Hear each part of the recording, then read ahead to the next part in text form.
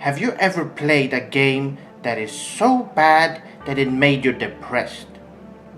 I don't care about bad games in general. Heck, I even reviewed some of them on this channel. But when someone tries to make a game from your most beloved genre and is completely deluded on how that specific genre actually works, even with all these tools on the table, crafted from generations of game developers before them, they disrespectfully ignore this fountain of wisdom and instead pulls the plug and watches as the water runs down the drain. Not only that, but to go even further and add a bunch of stupid characters, bad graphics, uninteresting gameplay, and a soundtrack that is desperately trying to play on your nostalgia strings. It is only then that you get this game that a lot of people are calling a masterpiece. But in reality, it is actually a mess-terpiece. Hi, I'm Sephirothsword57, and today I'm going to tell you the truth about Undertale. Do you remember the feeling of picking up a fresh new JRPG from the store shelf? The thrill of setting out on an adventure, the excitement of exploring a grand world filled with ruins of the past, the joy of getting to know wonderfully written characters and together fight with them through waves of fearsome monsters in your quest to save the world. Or do you remember the time when you got stuck in a hole for 10 hours? Welcome to Undertale, a game made by a nobody named Toby Fox. Well, where do I even begin? Should I start with the incredible high-resolution graphics that doesn't even exist? Should I make a joke about how every character looks like they belong in Jim Henson's Bear in the Big Blue House? Or should I start from the beginning and tell you why Undertale is one of the most overrated games ever released? I first saw the game about a month ago, and after scrolling through a couple of screenshots, I thought it looked like garbage. But I'm not the kind of person who judges the book by its cover. Sadly, I was right. It looks even worse than an old Nintendo game, because some of the graphics doesn't even look like they belong in the game. This baffles me, since this game was from 2015. Remember Final Fantasy XIII? That was released in 2009. Wow! Just look at these gorgeous ultra-smooth cinematics that blends in so well with the tight, flowy gameplay graphics. Let's make a side-by-side comparison. Final Fantasy XIII and Undertale. Remember, these games were released 6 years apart. This shows you how superior Japanese developers are to Toby Fox. At the start of the game, I meet this annoying goat thing. Shut your face, you freak of nature. It treats me like a baby and doesn't let me play the game. You know how tedious tutorial sections are in games today, and Toby Fox totally delivers on that part. Even after cutting her up with my knife, she has to make the annoying sounds as she dies.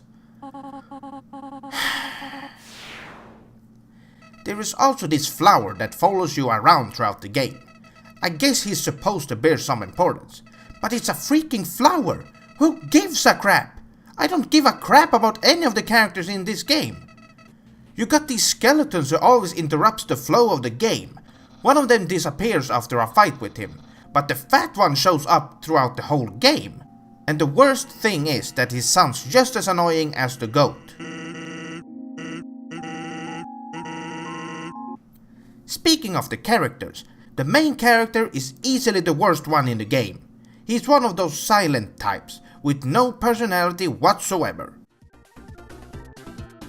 One of my favorite parts of a JRPG is to go around and visit different locations and meet up with interesting and well-written characters who joins your team armed with unique weapons, skills, and powerful magic, creating a deep and dynamic flow to the combat. Do you know how many party members Undertale has? 1. It's just this one kid. Let's stop for a moment and look at the Suikoden series.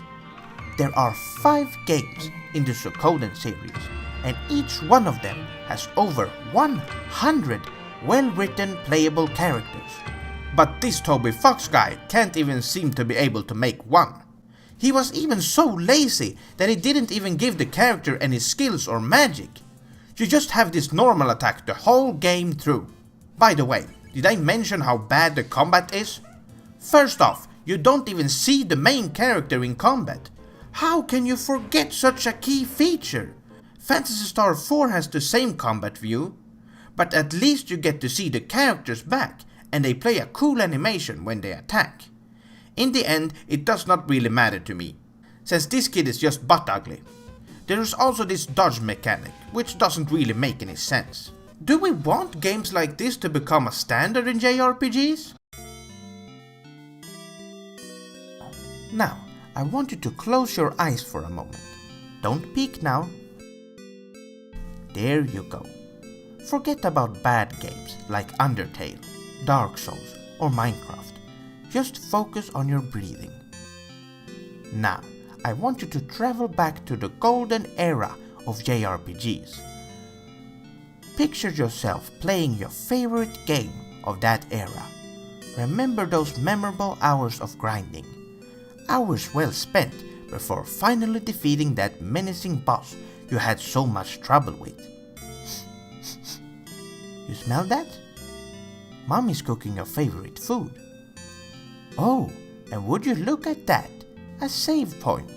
Just in time for you to save the game, so you can run down the stairs and enjoy your dinner. This Toby Fox wants to destroy those memories! Not only does he blindly throw together a half-assed broken product, but he dares to take it one step further by rounding up all the JRPG-hating jocks and making them buy this game and give it positive feedback, just to make fun of the genre as a whole.